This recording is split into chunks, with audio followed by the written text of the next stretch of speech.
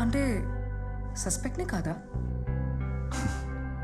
సస్పెక్ట్వే.